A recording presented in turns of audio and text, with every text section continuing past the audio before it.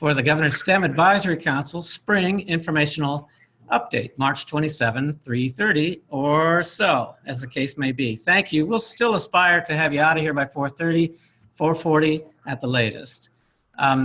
There's three reasons we're having today's webinar. Reason one, of course, is the stretch of time between our September meeting and our June 21 STEM Council meeting / statewide STEM conference. It has been, I think, a quiet winter with regard to STEM, but that actually belies a very dynamic STEM season that has been taking place through the winter. So we're very excited to share with you all what we have been up to. The goal by the end of this 40 to 60 minutes will be to update all council members and others who've dialed in and taken the time to learn about the STEM Council with regard to 10 happening fronts, I'll call them, activities that have been taking place through the winter that have advanced the ball forward on this STEM crusade of ours. So with that, I'm going to invite our co-chairs. Next slide. Mine's not queued up. Thanks, Jeff, and I just want to start by saying thanks to everyone on the webinar for taking time out of your day to catch up with STEM.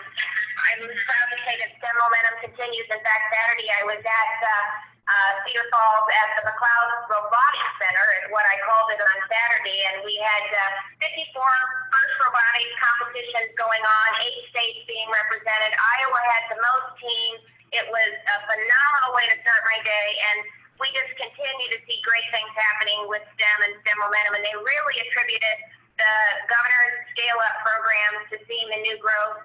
They had 11 new teams. They got all kinds of interest for next year. I think they've already had 20 apps in to participate, so you continue to help scale great, high-quality STEM programs, so thank you. Today, what we thought we would do is kind of catch up on where we've been and where we're heading. Typically, we'd be doing our spring biannual meeting of the STEM Council about this time, but because of the commitment to the NGA Work-Based Learning Grant, that we let culminate in a statewide summit, and we're going to combine STEM with work-based learning for our June 21st conference. And so the next STEM Council meeting will be in the morning of that conference from 8:30 to 9:45. So put that on your calendars. We hope to see you there. Meanwhile, the plans that we crafted and refined over the last 5.5 years continue to just grow, and they're in full swing, and we're building on top of the great stuff that we've started. You're going to hear shortly about how things are going with not only the scale-up, but STEM Best, school business partnerships. We've had some great momentum happening with that. You'll hear about the new ventures in STEM equity and the youth advisory group and how they're coming along. And you'll hear about how we're doing on public awareness and what's happening with STEM in the legislature. So I'll give you a brief update on that later.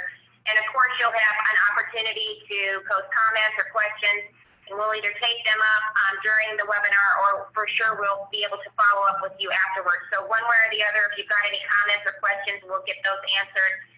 And the other thing that I would just reiterate and hit on is that we hope you continue to use STEM through the lens of the Future Ready Iowa initiative. They really will work collaboratively, I think, to help us hit our goal of having 70% of Iowans in the workforce have either education or training beyond high school by the year 2025.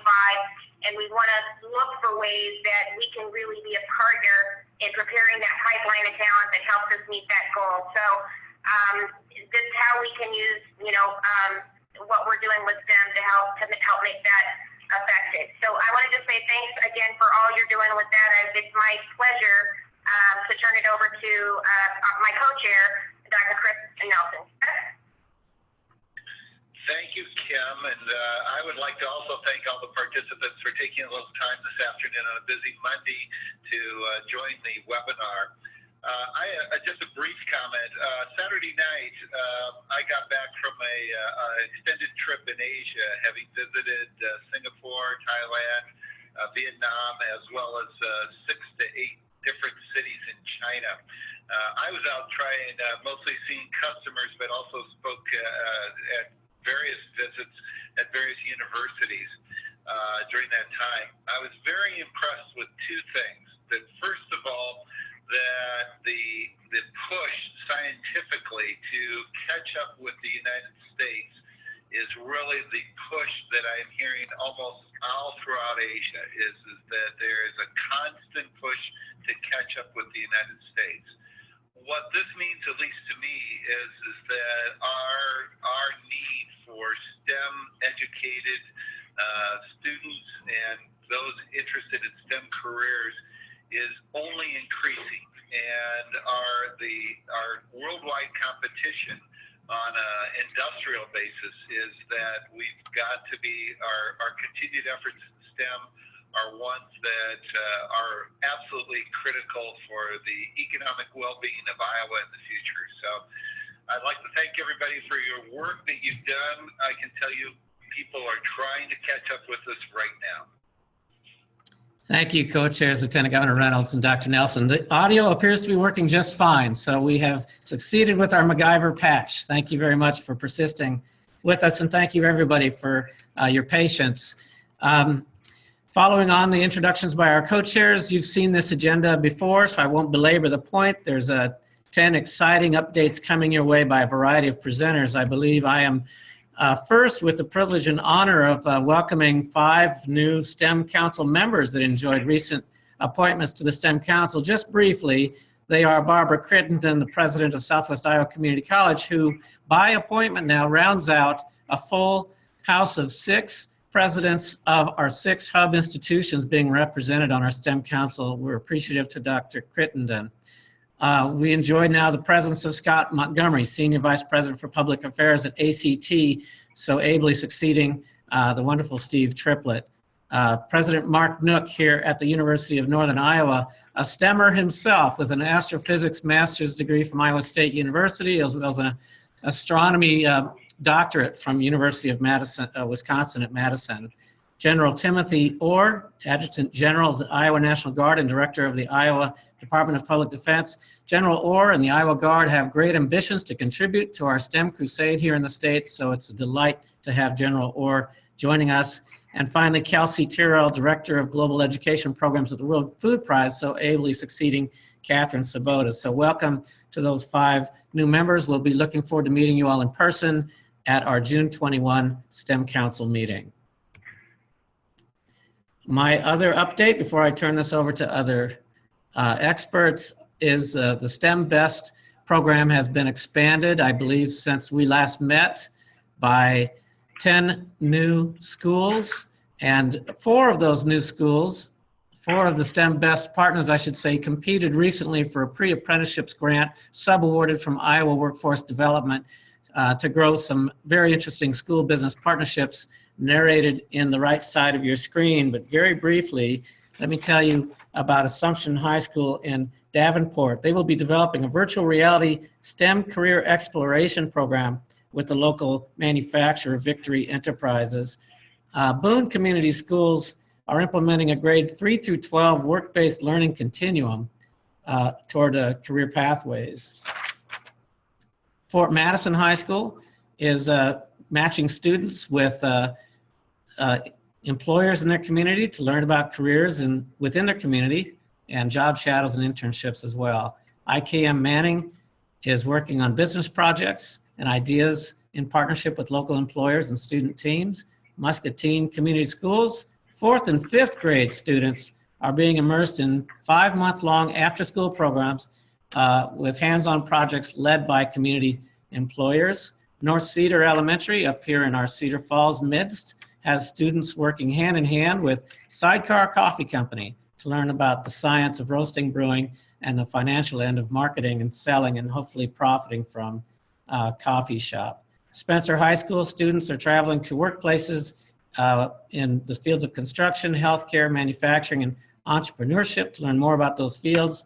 Story County has a consortium of schools, including Ames, Ballard, Collins Maxwell, Colo Nesco, Gilbert, Nevada, and Roland Story, all of whom are learning work-based opportunities with businesses in their midst. Waukee will expand their current Apex program to bring in entrepreneurial work by students alongside the startup community of their vicinity. And finally, West Delaware students will be working directly with business leaders in the community to come up with projects that they complete under the guidance of local employers.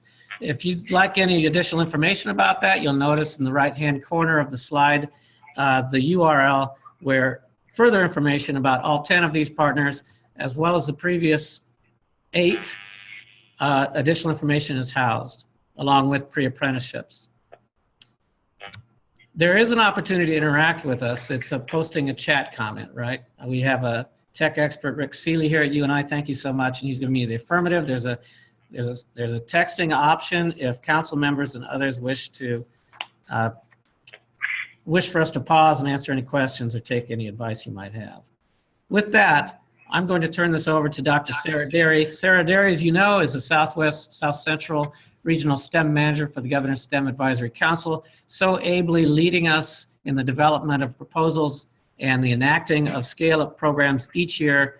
And Sarah has agreed to provide an update on scale-up, wind up for 2017, as well as wind down for 2016. Sarah? Thank you, Jeff. I need permission to share my screen, if I may. We are on it. There you go. Thank you. Okay, can everybody see the screen? Super. Okay, so we are rolling in to a very exciting time in the Scale Up schedule. We received applications from across the state. They were due on March 3rd, and since then the manager team has been working feverishly with our boards, with the program providers, with our operations center, and with each other to make sure that we're making responsible selections from these applications, because we received a lot more demand than we have resources to supply. So what you see here is a breakdown of the scale-up applications that were received by program. And so you can see that our Making STEM Connections has been incredibly popular. Ramps and Pathways is a new program, again, that we received a lot of applications for. And all of those applications represent multiple educators serving multiple classrooms of students in most cases. Here is a breakdown of the applications that we received by the numbers served per region. So you can see in each region how many educators would be served if we were able, from all of these applications that we received, and the number of youth. So this gives you an indication of the demand for scale-up programs per region.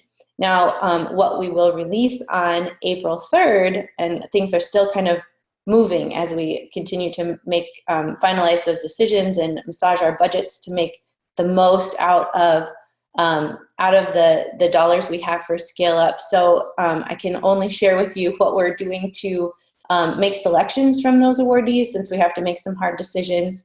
And each region advisory board makes these decisions autonomously.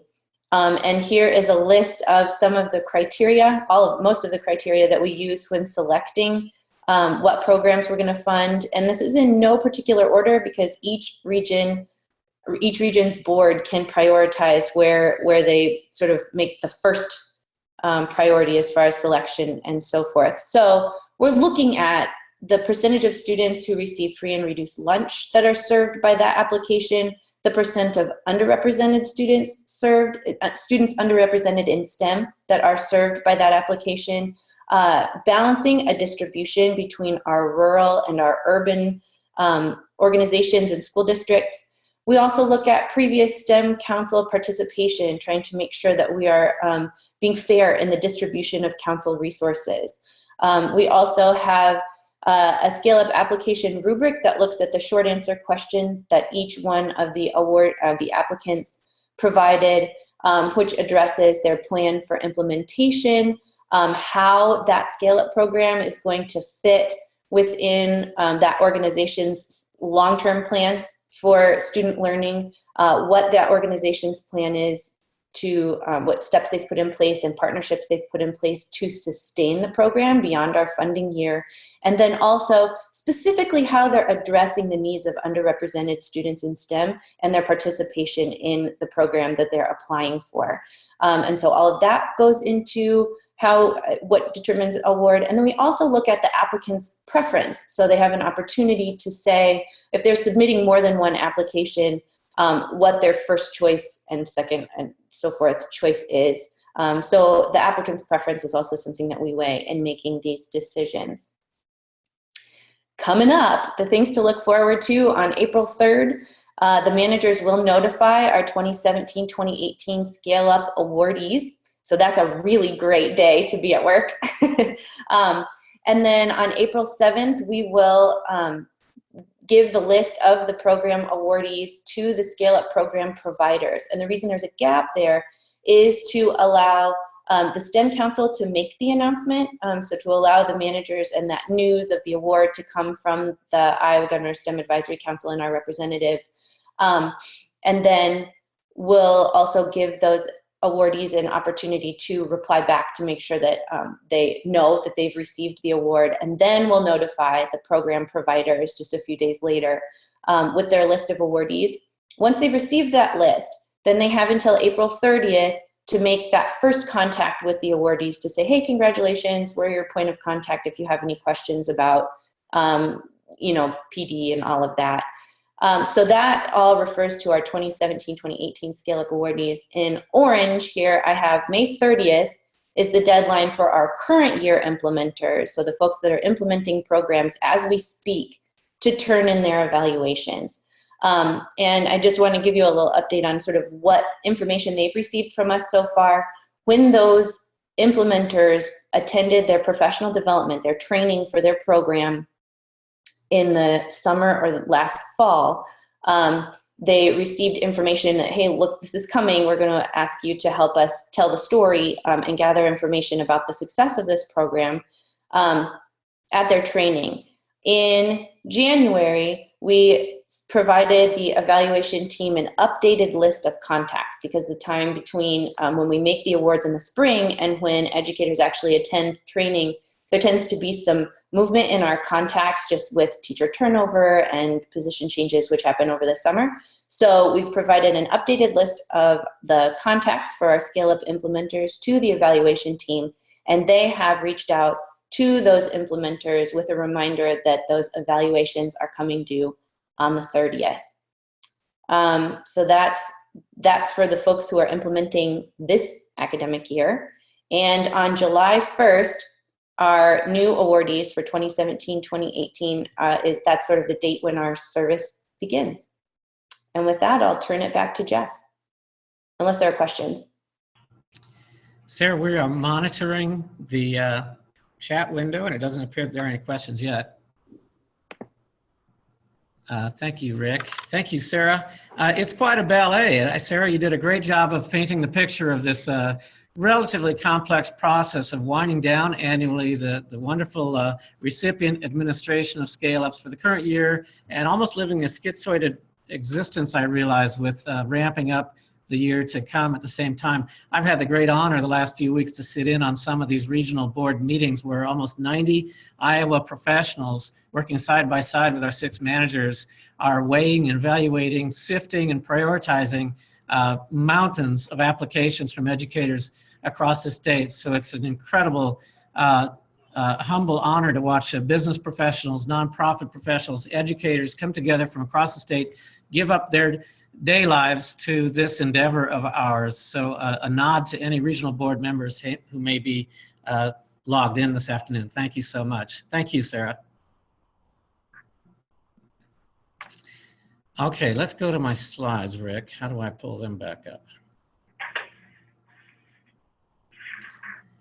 All right, that was Sarah with Scale Up. I believe the next slide and the next segment has to do with investments. Carrie Rankin, Assistant Director for Development, would ideally be here to talk with you about investment, but an emergency arose in her family. So I have taken the baton, and I'll try to do some version of justice to the great work that she has been doing. She has a slideshow too that I want to bring up, and fortunately we were able to grab that from Carrie prior to her departure. We've had a wonderful success rate with private sector investments, thanks to you, our STEM Council members, our remarkable leaders, a lot of advocates on the council and beyond the council that have supported Iowa STEM in ways that, by accounts from other states, are unprecedented with regard to private-public partnership empowering our STEM Council activities.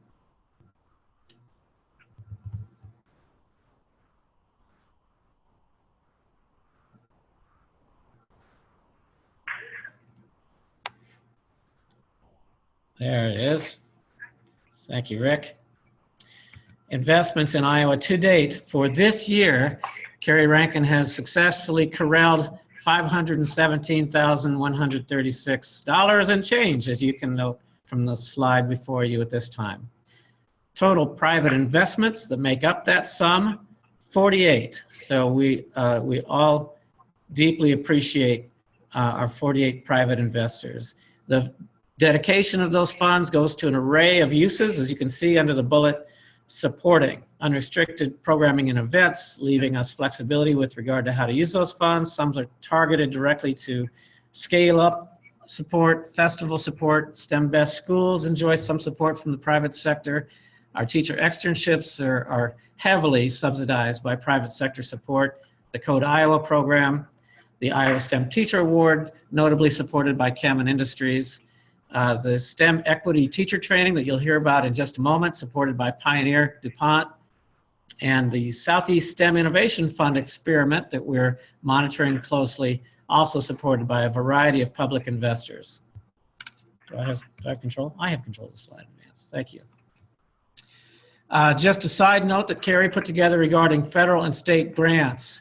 We are, as I mentioned in the slide regarding the STEM Bests, delighted to be partnering with Iowa Workforce Development on their Department of Labor grant to grow apprenticeships across the state.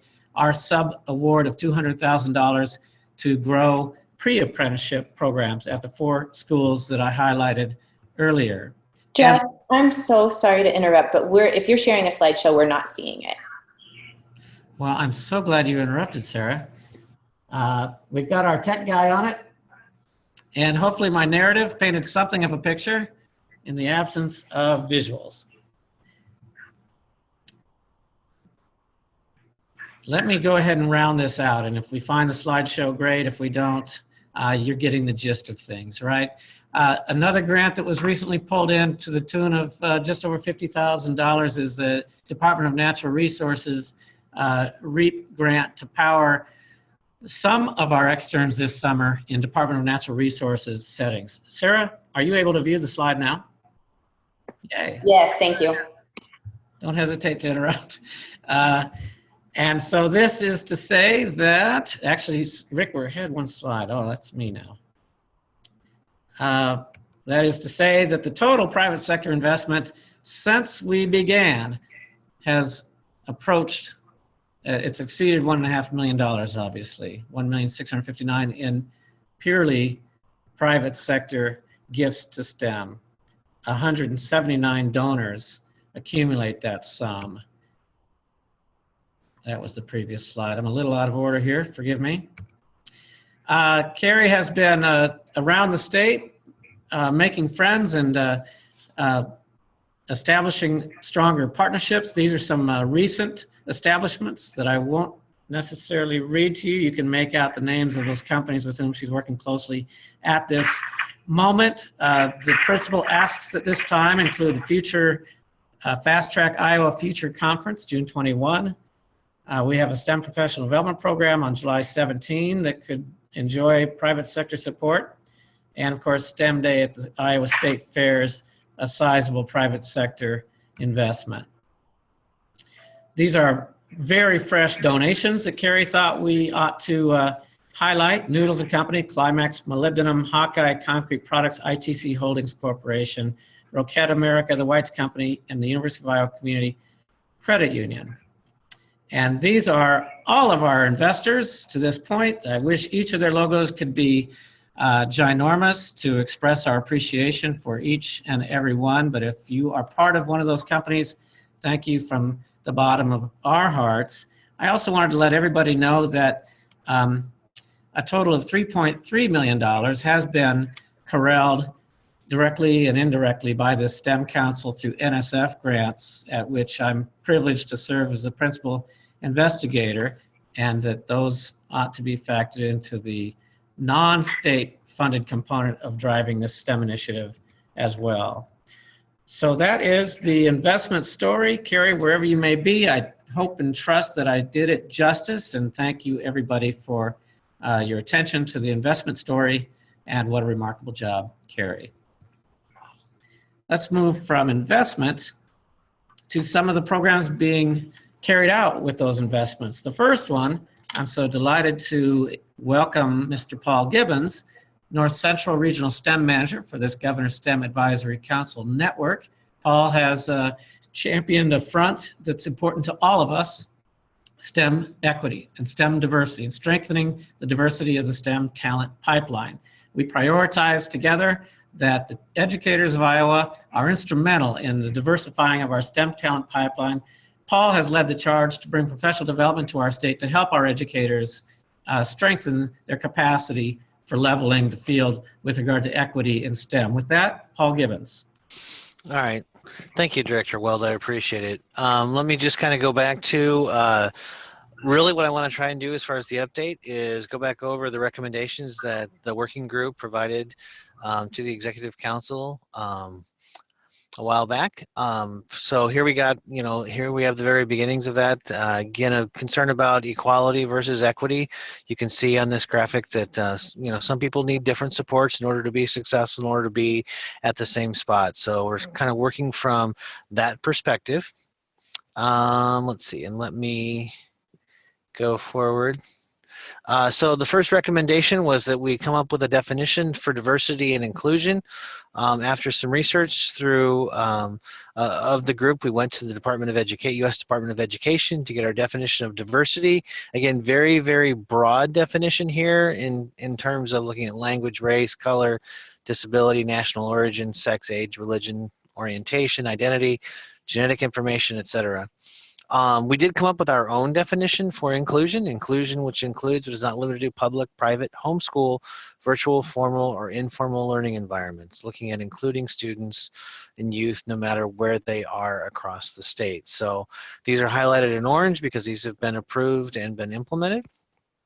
Second recommendation had to do with the scale-up programs and the enhancements to occur with that. Went ahead and added a piece to the rubric for the provider application as well as a scale-up application, trying to be more purposeful and direct with the role of equity, the role of looking at underrepresented populations. And so we have accomplished that. As we're moving forward, we have some good data to work from this year, and have some modifications made to the rubric to speak to that. I have left professional development here because that has yet to be implemented. We're talking about implementation beginning this summer, again, beginning as the next fiscal year, July 1, and into the fall. So we will continue to look for that as something that we are asking of our scale-up programs, is to keep an eye on and to work with our educators, both formal and informal, on delivering programs in an equitable fashion. The third recommendation has to do with our messaging, where we're looking at the messaging for STEM for All, and we talked about an external audit, equity messaging resources, accessible messaging. I know that Angel is going to come up and talk in a little bit about our communications plan. I know there's a working group that's been established with representatives from each one of the advisory boards working on this. This is something that we take very seriously and are working our way through. So that would be where we stand with that one. Recommendation number 4 talked about enhancing our existing programs, and this is where we dive into that teacher award. We dive into that STEM Best application, and we look at, is there a way that we can incorporate equity? Is there a way that we can talk about that as part of being recognized for this award? And the answer is really quite simply yes. It's been very doable for us to add some pieces to those applications, add some pieces to those rubrics to identify some equity components. We haven't reissued a STEM redesigned learning environment yet. If we do decide to issue that RFP, we will make sure that that gets included with that as we're moving forward. So going very well. Recommendation number 5, this is where that professional development comes into play. This is where we're talking about partnering with businesses, partnering with the Iowa Department of Education and the area education agencies. We are working on this currently with the assistance of some private funds from DuPont Pioneer. And I'll get into some more details about this our STEM equity professional development in a minute. We are working on having the Iowa Department of Education represented at our equity working group. Chris Kilabarda is going to be joining us here in April at our next meeting, and we're going to try and see if we can't find some ways to collaborate and work together. Let's see. Some more information as far as data tracking. This was our recommendation number 6. We wanted a data dashboard or a map with some longitudinal data and be able to disaggregate the data. After some research from multiple sources, we came upon Iowa State University's Extension Community and Economic Development's GIS group. They helped us develop a diversity map, which we're on about our second draft at this point. We're getting ready to have that posted and available online. I do want to point out that Iowa State did complete that project as an in-kind donation, so there's no charge for us to get that map up and moving, which we're very thankful for. So a little bit about next steps, and this is something that's really important, that we need to finish what we've started. The scale-up program, the professional development, which is going to be implemented here in the fall, continuing to monitor and continuing to look at the messaging, which that communications working group and that Angel is going to work on. We will get that data tracking and diversity map published and made available publicly very, very soon, probably, very soon. We'll just leave it at that. The other really big part about what the next steps are would be this expansion of the STEM equity professional development. I've been on the phone, been talking to our partners through the National Alliance for Partnerships and Equity, NAEP, looking at the efforts that are in play this year. Currently this year, what we did is we had to accelerate an opportunity to train 11 equity leaders from across the state.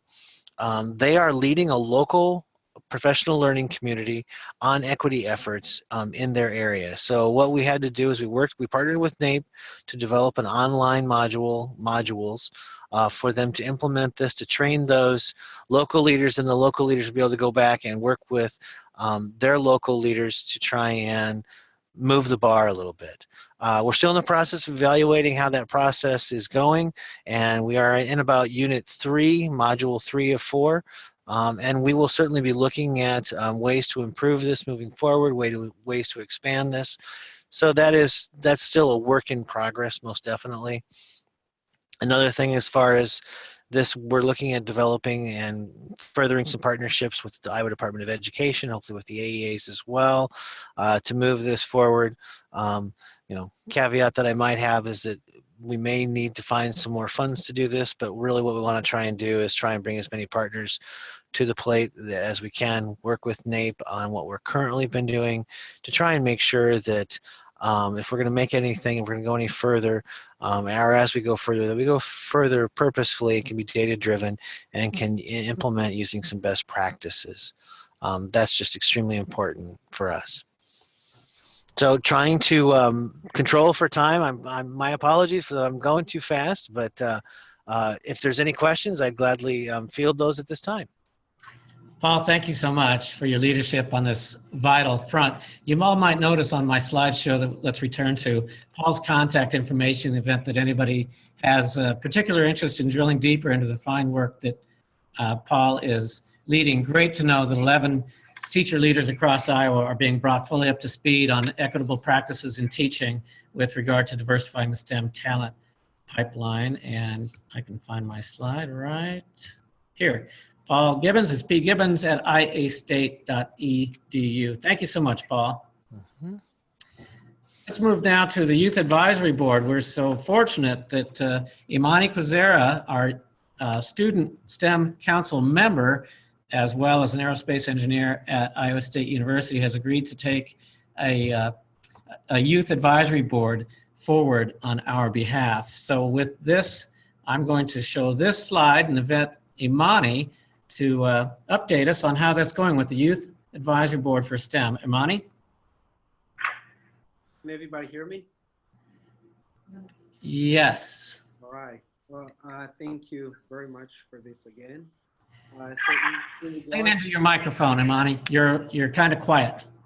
In regards with the students, so we started about 3 weeks ago, and we were able to get 6 males to join us and 9 females. Out of that, 3 of them were college students. 10 of the students were high school students, and we have 2 middle school students. So we started out and we talked about some of the tasks that we had for them, and the task was to investigate and report regarding the youth perspective on STEM. And with that, I've been slowly integrating them into what we're doing as the STEM Council. So one of the first things that I suggested to them, some of the students were able to visit the STEM hubs. There were some of the students that went to the South region and the South Central region, and they've been able to meet with some of the STEM representatives in those regions. The next step that we are looking at, next week we'll be meeting again, and that's where we will talk about on ways we can start implementing, on ways where we can start with the whole investigation process. So after that, we're going to begin, and we'll be reporting back on the results and data that we get on June 21st. So myself and some of the other students, we will be reporting back to the whole STEM Council, and I hope that all the students will be able to make it to that date, so the whole STEM Council could meet with students that have taken this opportunity and just got together and wanted to do something for the state of Iowa. Thank you so much, and I hope, thank you, Imani, so much. I hope that this responsibility of yours does not impinge on your studies there at Iowa State University and what's surely a very demanding course load. All right, with that, thank you again. We'll look forward, Imani, to the June 21 reporting out on the progress of that group. Thank you to Adriana Johnson and our own Angel Mendez for your assistance with Imani and the Youth Advisory Board. Speaking of Angel Mendez, I'm going to introduce Angel and Courtney Shaw to provide you an update on messaging and public awareness, which has been a very busy front. Angel?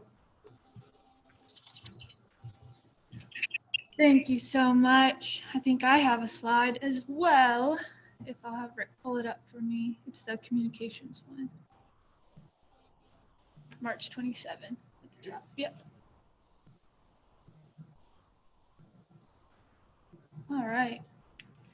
And I am being joined by Courtney Shaw from Strategic America. I'll let her get the presentation started with the next slide. So Courtney, take it away. All right, thanks, Angel. So what I'm going to do today is give you all a quick rundown of media coverage for Q1, Q2, Q3, 2015-2016 fiscal year, as compared to Q1, Q2, Q3, 2016-2017 fiscal year. So on this slide, you will see the top coverage that we received in our previous fiscal year. You'll see that we have a variety of different outlets, from newspaper to radio to television. On our next slide, you'll see coverage, our top coverage for this current fiscal year. You'll see that between both of these past two charts that we have coverage in a variety of regions all across the 6 regions, and in rural and urban areas across the state. Let's see. On this slide, we have our key messages as compared to our previous fiscal year and this current fiscal year. We keep track of these just to make sure that the right STEM message is getting out to our audiences. And then here on our media coverage totals, you'll see that for the most part, we are trending upward for our circulation impressions for this current fiscal year. All right, thank you, Courtney. And now we're going to talk about some events. Of course, you know, we had STEM Day at the Capitol, February 16, 2017. That's a picture there from the event. You can see how many people were joining us for those opening remarks. And the 2017 version of this was our 6th year, technically, I believe. It's an opportunity to speak with state legislators directly. And this year we had 33 exhibiting groups there, which equaled about 150 people that represented a variety of our programs underneath our STEM Council umbrella. We had about 450 people there in attendance at least, and we know that based on the amount of lunches we were able to give away at the event, thanks to a great sponsorship with John Deere and Rockwell Collins. This year, overall, it was great. There was lower traffic than normal than what we normally experience because it was a busy day for our state lawmakers, but the response we get every year is it's a great opportunity not only to talk to those legislators, but to network and cross-pollinate ideas with other people in the STEM realm. So they were able to do that. And of course, this year we were able to recognize formally our 2017 Iowa STEM Teacher Award recipients with the help of 2 members of the Senate, 2 members of the House, of course, Dr. Chris Nelson, Lieutenant Governor Reynolds, Governor Branstad, Dr. Weld. The whole party was there. So it was great, a great event overall. So marketing and advertising, we have several things that are taking place right now, but one of the big things that we're working on are new STEM billboards. Our previous billboards have really more focused on awareness of the STEM acronym, and our new focus will still be on awareness, but it will have a stronger focus on promoting real STEM careers right here in Iowa. So that career awareness aspect is important, and we're going to be focusing on that. We're also finalizing the look and the location right now. Our tagline is going to be STEM education, great occupation. So making that tie to career awareness, and our locations will be urban and rural and be across the state. So keep your eyes out for those late April, May timeframe. And we want to send a special thank you to our Billboard corporate partners for providing imagery. We have thank yous to Kim and Industry, Alliant Energy, DuPont Pioneer, Rockwell Collins, and Principal. So thank you very much. I need to advance the slide. There we go. Okay. So the next thing is what Paul already mentioned earlier is our Iowa STEM Communications Working Group. This started back in December. It started as an opportunity to let our regional STEM advisory boards kind of mingle best practices. Right now we have 8 representatives total from those 6 STEM regions that are working with us. So far we've come up with a variety of things that we're using: an elevator pitch card, awareness kits that are physical kits that the regional advisory board members can check out and use to present at conferences or Rotary clubs or what have you on behalf of the manager if the manager doesn't have capacity to do so. We're exploring new target audiences with economic development, parents, out of school educators as well. So there's many things on the horizon, and of course if you want to be involved, we want you to be on that team with us, so you can contact Courtney or I to get started there. And our last update is just letting you know what's on the horizon, which Courtney will take. So as Paul mentioned earlier, we're going to be looking at some communications material for the equity and diversity group. So more to come on that. This summer we will be working on some media relations efforts for the STEM teacher externships. We also have a Scale Up program video in the works. This video will be a generic video that is educational in the sense that it explains what Scale Up programs are to all different sorts of audiences that we have, from educators to parents to grandparents. So that'll be really fun and a great project that'll be in the works here soon. And then we have 2 big events coming up this summer that we hope that you can attend: the Fast Track Iowa's Future Conference on June 21, and then STEM Day at the Iowa State Fair on August 20th. Always promises to be bigger and better and more fun than the previous year. So we'd love for you to join us at those. And we have lots of other things that are going on, so stay tuned for more. Thank you, Courtney. That's all we had. Thank you. Good work. I think we're gonna pause because I understand our Lieutenant Governor has a hard stop coming, and rather than start the next presentation, which is Dr. Erin Hayden, you don't want to miss it, perfect segue from communication, is the public awareness survey that the Center for Social Behavioral Research conducts every summer. and reports by about now.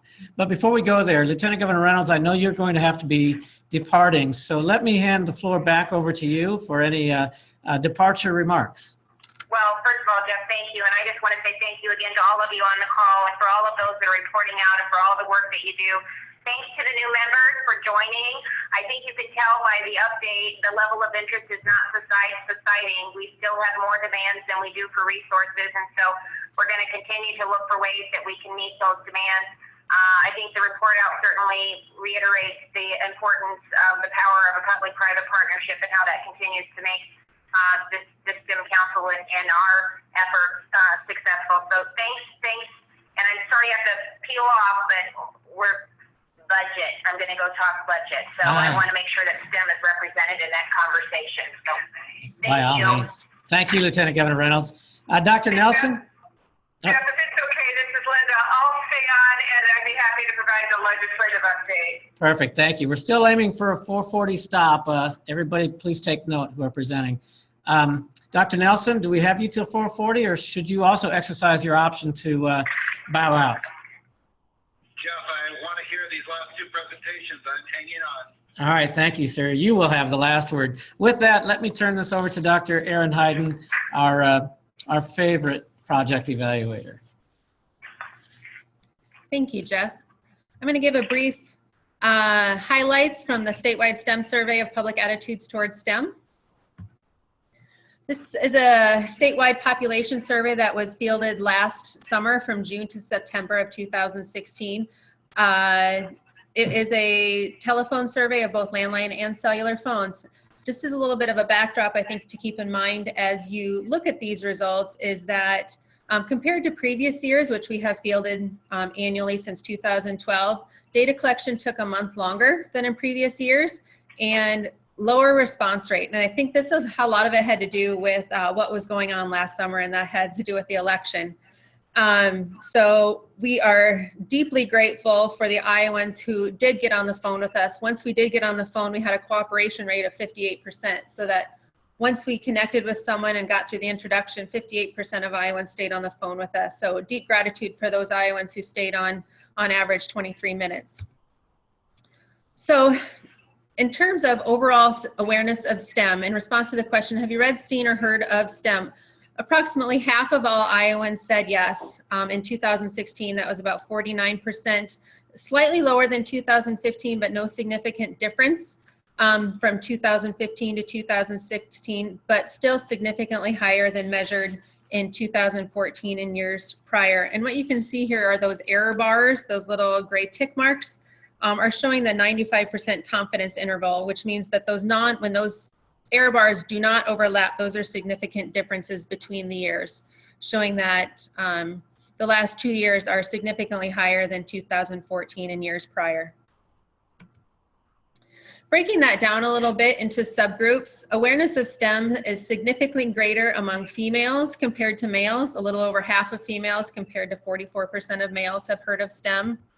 Among those with higher education, Iowans with some college or a four-year college degree or more Iowans report awareness of STEM than those with less education. And a greater percentage of Iowans who live in large cities have heard of STEM compared to Iowans from rural areas. So looking over the past 5 years, awareness of STEM has increased from 2012 to 2016 across all subgroups, so by gender, by education level, among parent status. And what we're looking at there on the left side of the screen is a comparison of a parent who was interviewed with a child 12 to 19 years to those with a younger child to those with no children or no school-age children. So parents of an older child are reporting, more parents report awareness of STEM than those in parents of a younger age child or those with no children or school-age child. And then again, what we're seeing is those in urban areas have more awareness than those in rural areas.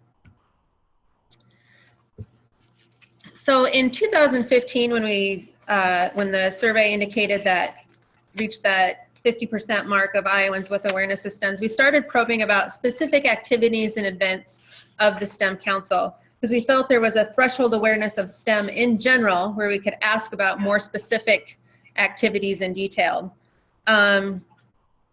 So from last year to this year, there was little to no change in the awareness, but we are seeing about 1 in 5 Iowans reporting having heard of the council, STEM Day at the Fair, and the Iowa STEM Teacher Award. And then around 1 in 10 Iowans have awareness of the Iowa STEM teacher externships, or have heard of STEM scale-up programs, or have heard of a STEM festival.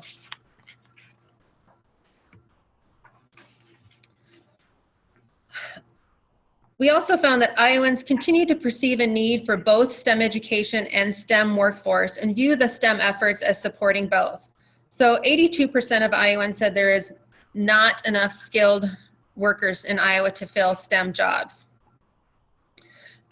From 2015 to 2016, we saw a 5% shift towards a more balanced distribution of Iowans who view STEM efforts as both workforce development and STEM education, and a 6% shift towards attitudes that reflect the value of science and math education as important as reading and writing.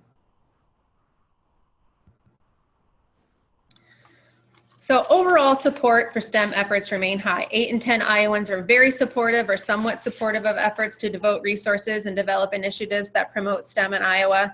And 9 in 10 agree that increased focus on STEM will improve the state economy. This was a question where we asked do you think STEM education is a priority in your local school district? And only 50% of Iowans said yes, it is.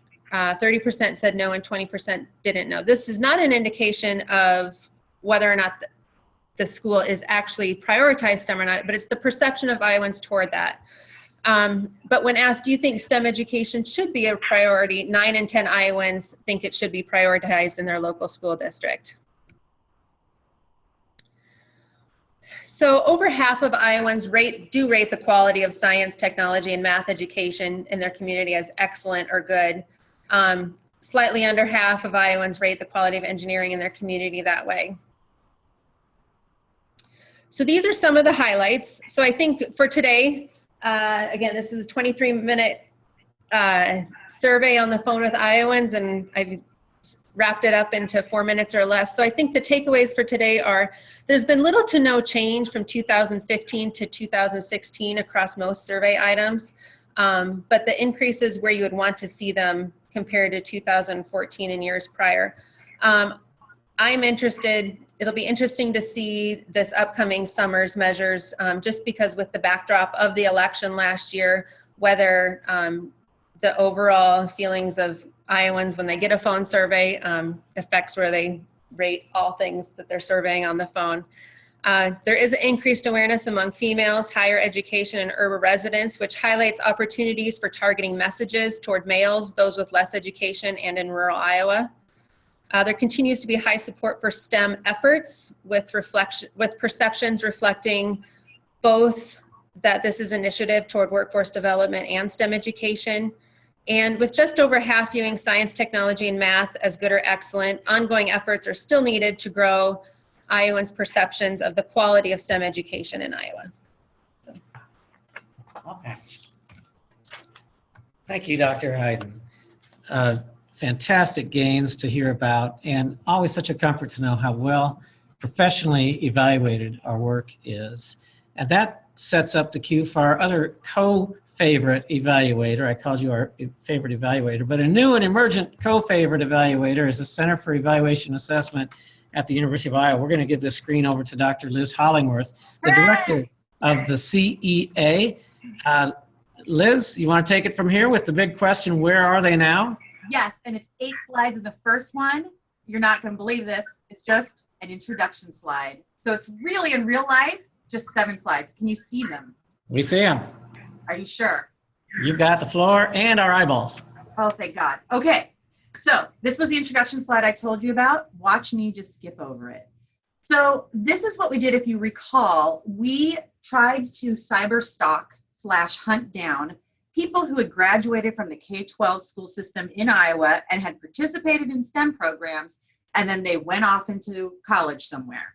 As you can imagine, it's kind of difficult to track these people down. The contact information we had was Facebook, Instagram, Twitter. We found them, we contacted them, we said, hey, we've got some questions. Got a few people who wrote back, who this, why are you calling me, why are you bugging me? But 100 of them not only said, yes, I would like to talk to you about my experiences in the Governor's STEM Initiative, but I also am in college right now. So there was a possible universe of about 1,600 children. We tracked down about 175 of them. Of those 175, 100 of them were enrolled full-time in a 4-year institution. All right, so that sets you up. We compared that population of kids who we interviewed with all the rest of America. And here's what we've got. Of the kids, not surprisingly, 71% of them went into STEM. Remember, the whole reason we tracked these kids down in the first place was because they were in a STEM program. When you compare that with the rest of Iowans, it's significant. Look at how awesome that is. 71% of kids from our survey compared with 12.8% from the regular Iowa universe. That's also greater by a lot than the national data, which is 16.4% of just regular walking around kids, what they go into. So then we kind of dug a little deeper and asked them, of the STEM, science, technology, engineering, and math, what did you end up going into? This kind of was really cool. It looks like 66.2% of them, most of them, went into engineering and technology. And I'll come back to that finding in a second. We then asked them which of the programs they had participated in, and look at the engineering and technology. This shouldn't surprise anybody, right? They did Project Lead the Way Principles of Engineering. That's the blue one that's ginormous right there, or the First Tech Challenge. So I am actually more surprised by the 3 kids who went into healthcare after having done Principles of Engineering. Needless to say, some of this might be worth digging into in the future. We wanted to help answer some of the questions that Paul Gibbons brought up, and Sarah Deary too, looking at the equity issues. There's an interesting racial gap here, and we tried to provide in this slide, I know it's a little weird, we tried to provide what the general population of students in Iowa looks like. That's the blue line, and I apologize to those of you who are colorblind. The red line is just kids in general who are in K-12 public schools. And then the yellow stuff is our survey sample. What you can see from this is that we have a challenge ahead of us, let's put it that way, a challenge to increase the number of Latino, African American, and multiracial children who are participating in STEM if we take this a little further. Also of interest, I think, to this committee is the gender divide. Because our data are self-reported, we had more than enough students who refused to tell us if they were a boy or a girl. That made it very difficult for us to see whether or not we were having problems with males and females, or whether or not we were successful, or whether we were comparable to the national data. So that leads me to my last slide, which is where I want to spend the bulk of the time that I have remaining, which is looking at what our future work is. Anytime you start to unpeel an onion like this, it gets more and more interesting as we go. All we've done at this point is try to hunt down some kids who are in college who participated in these. From this, what we'd like to do moving forward is to do some focus groups. I was thinking about the 15 students who are on that youth advisory group. That may or may not be a good place to start. We also have, of those 168 kids who participated in our survey, there were a significant number of them who offered to let us ask them more questions in the future. So we'd like to follow up with those students and ask them, especially the young women and the minority students, what worked to recruit you? Why? What was it that made this work for you?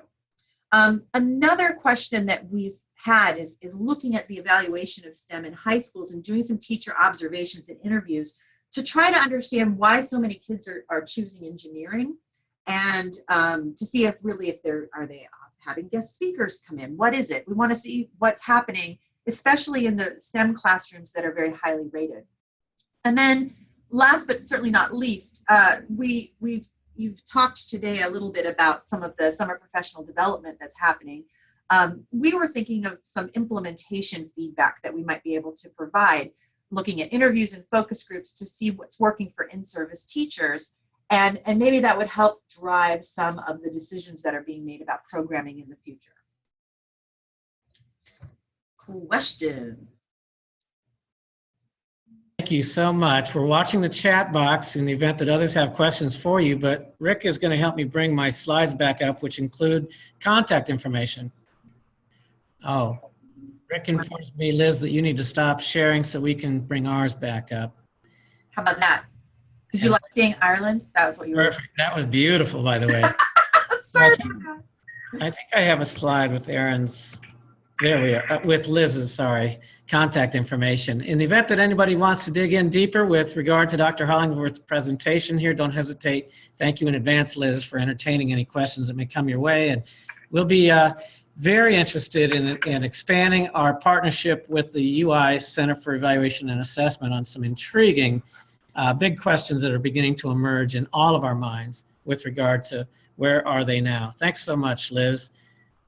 From here, it's a legislative update. Linda Fandel, I'm so grateful that you have stayed on despite our overshoot by 11 or 12 minutes. But in the event, Linda, that you're able to provide something of a legislative update to our team for the good of the cause, the floor is yours.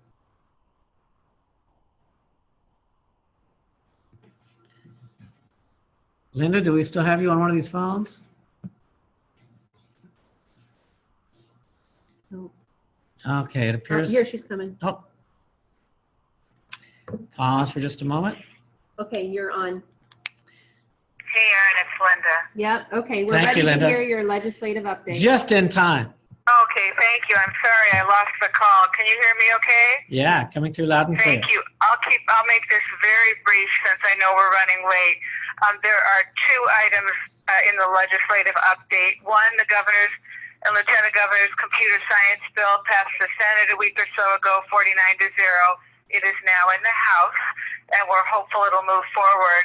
In a nutshell, the bill encourages, but not mandates, it encourages every school, elementary, middle, and high school, to offer computer science instruction. It incents school districts to participate with starting with a $500,000 professional development incentive fund in fiscal year 19. So we're hopeful that'll move forward. And the second update, the STEM appropriation for both FY 18 and 19, since the governor and lieutenant governor have a 2-year recommended budget, is $5,479,000. You know, that's a little higher than our current $5.2 million, so we hope to expand STEM best. And that has been submitted to the legislature, but we're now waiting for that to move forward. Thank you so much, Linda. I appreciate that update. And we'll look forward to the conclusion of the legislative session to see where we stand. It sounds very promising. Thanks, Jeff. Thank you. All right, prior to turning this back over to Dr. Nelson, just some quick wrap-ups. One, it was mentioned earlier, I'm going to reiterate that right now we are taking business and educator applications for this summer's externships. This slide you're looking at is far from comprehensive. It's a sampling of the externships that have taken place across the state in years past. If you are a business or any sort of an employer, or if you know educators who would like to spend their summer in externships, now is the time to apply. Tomorrow, if you're interested, we're gathering our STEM best partners at Waukee Apex, thanks to Michelle Hill, for a 10 a.m. till 2 p.m. conversation about trials, tribulations, and successes that folks can share and thereby cross-pollinate successes that many are enjoying. April 10 is a meeting of the regional boards, a so-called mega meeting at Ankeny FFA Center? It's DMAC. At DMAC in Ankeny. If you're at all interested in joining the regional boards, it's a lively conversation that Paul Gibbons has arranged. April 19, we'll be gathering an unknown number at this moment of statewide teacher leaders in STEM to discuss how we can better support them. Of course, you know that June 2021 is our state conference reception on the evening of June 20, STEM Council meeting, 8:30 to 9:45 on the 21st, followed by the state conference on STEM and work-based learning. Finally, October 2nd, please put on your calendar, is our next STEM Council meeting. With that, Dr. Nelson, the floor is yours to bring this thing to a conclusion. Thank you, Jeff, and I again want to thank everybody that's on the phone. One final comment, I think after hearing all of these presentations, I can't help but be impressed with the enormous amount of work that's going on for the sake of STEM. I think a key point to remember is that there's few times when our work is so much in agreement with basically all of Iowa saying this is important and we have to continue to push forward. Any issue that is before the legislature today or within our national political area, I don't know of one that has this sort of wide support. And I just want to continue to encourage everyone that's so much involved in this, that this is truly a noble cause and we need to continue to push forward. So thanks for your attention today. Thank you, sir, for your guidance and support and your global perspective. With that, friends, we come to the conclusion of our slideshow, of our presentation, our slideshow. Thanks so much for joining us today. We will record this and put it out to the members. Have a great remainder of your day and go STEM. Thank you all very much. Thanks, Jeff.